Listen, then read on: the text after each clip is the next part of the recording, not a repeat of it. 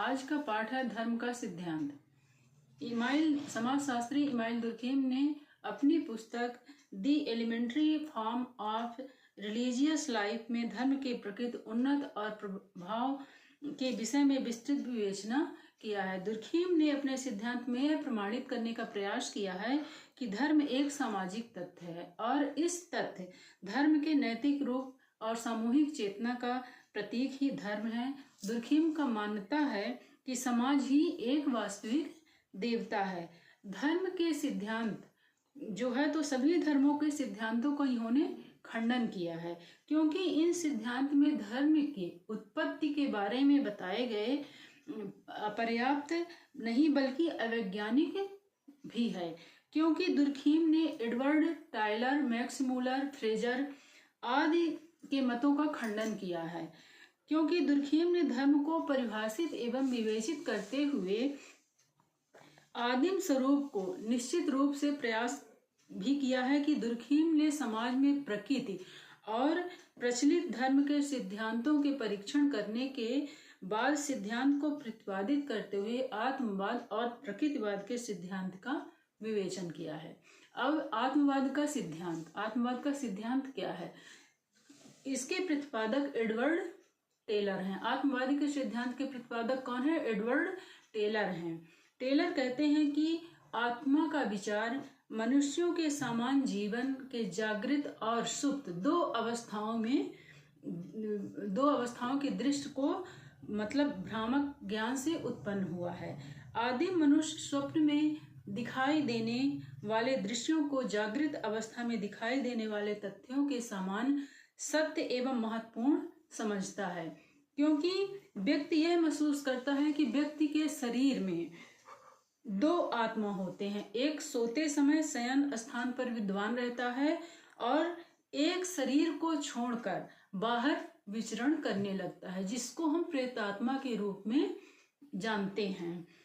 अतः आदिम मनुष्य के जो प्रत्येक घटना और व्याख्या इन प्रेतात्माओं के आधार पर होता है, ये धीरे धीरे जो प्रेतात्मा होती है इसको काल्पनिक संसार का क्या कहा जाता है? दास हो जाता है।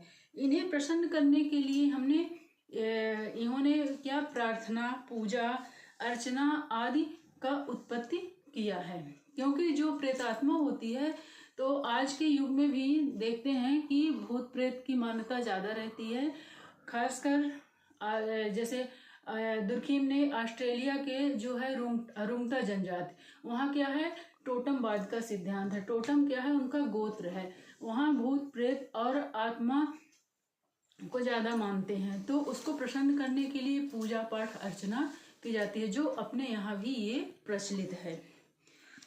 लेकिन इमाइल दुर्खीम ने इसकी आलोचना करते हुए कहते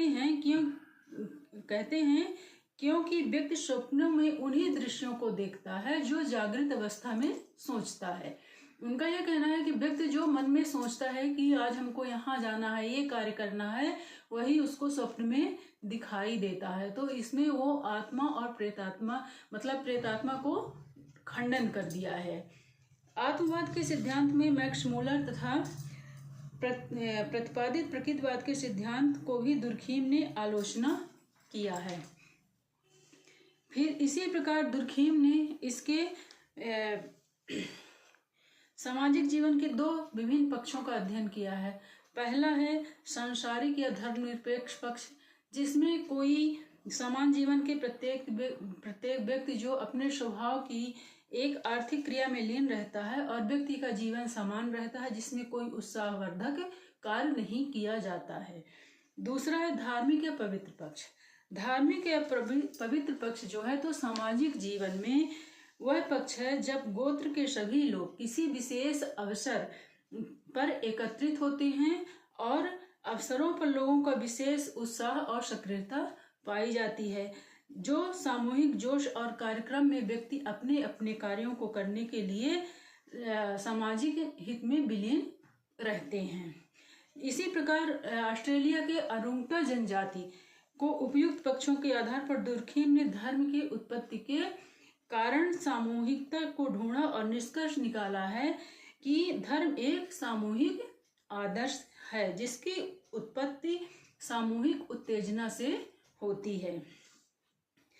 ठीक है। धर्म के अवधारणा को दुर्खिम ने स्पष्ट करते हुए यह भी बताया है कि विद्वानों ने आत्म की धारणा को ही धर्म के दर्शन का आधार माना है, लेकिन इन्होंने अत्यधिक तार्किक दार्शनिक आधार पर इसकी विवेचना किया है कि कोई भी धर्म कोई सरल घटना नहीं है। इसकी उत्पत्ति छाई, स्वप्न, मृत्यु आदि कुछ सीमित या व्यक्तिगत अनुभवों के आधार पर किया जाता है। फिर है धर्म के प्रकार। धर्म के प्रकार क्या क्या होते हैं? धर्म के प्रकार में इमाइल दुर्खिम ने इसकी विवेचना करते हुए बताया है कि धर्म मनुष्य के साधारण और पवित्र भागों में बांटता है।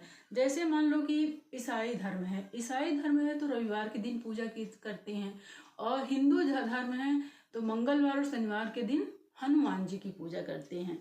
इसीलिए ये कृत्य जो है, इसका उद्देश्य जो है, तो ये क्या है, धर्म परायण में बदलता है। फिर है धर्म का प्रमुख कार्य समाज में एकता उत्पन्न करता है, और इसके प्रमुख 4 प्रकार की विवेचनाएं की गई हैं।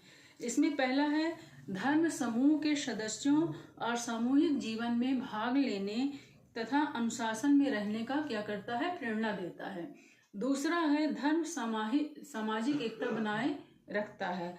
तीसरा, धर्म समूह को पुनः जीवन प्रदान करता है। चौथा, धर्म संवेगों एवं भावनाओं को संतुलन प्रदान करता है। ठीक है।